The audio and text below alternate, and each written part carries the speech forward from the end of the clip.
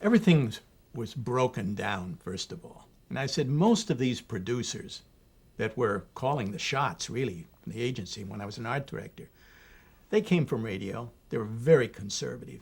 I remember an example of what one producer thought was funny.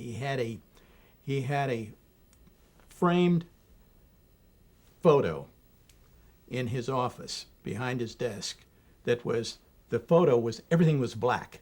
And underneath it said, "Lighting by Ingmar Bergman." And he thought that was funny. And Irving Penn, oh, you could not use Irving Penn. Oh, this guy was way out. I mean, these guys were really conservative.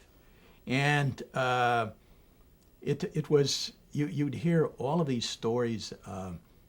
I mean, going out to shoot, I had a difficult time picking the directors I wanted to use because they had their favorites, like the ones here in Chicago, like the Sarah Studio. The stuff was crap. Everything was overlit.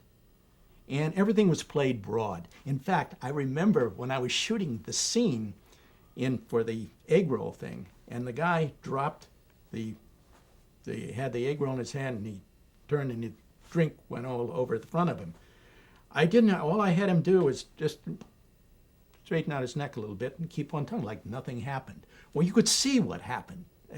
And I remember this director on the sidelines, "Hey, Joe, I got an idea here." He said, "Tell me something.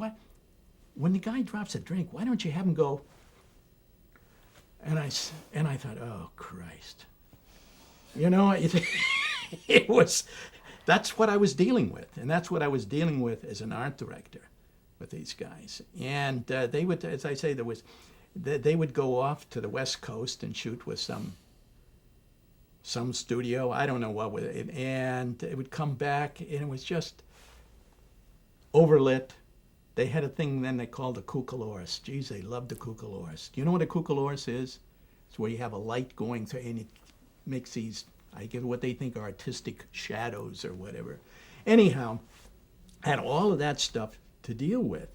And, but I was slowly beginning to you're talking about what the TV, state of TV was back then.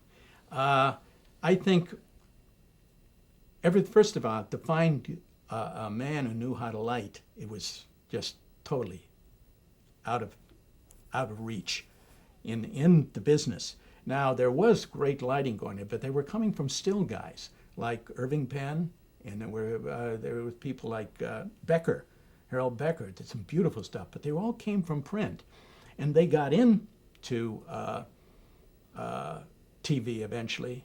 And this was something that, it was a long haul. I mean, today, you can see the worst commercials but they're all well lit. It's everything is they're well directed too. But anyhow, that was the difficulty back then, and everything was played to the idiot in the back row.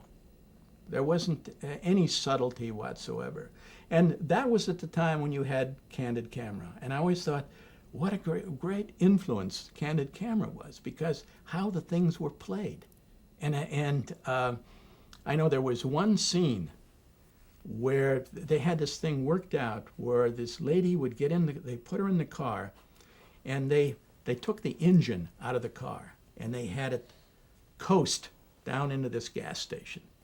And the station attendant comes up and he says, "Yeah, lady," and she said, "Yeah, fill her up." He said, "Well, yeah, you want me to check the oil?" And he said, "Yeah, check the oil too."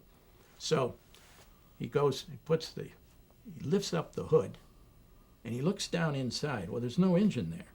And this is just the look he has. And he slowly goes there and says, "Lady, you don't have an engine in your car."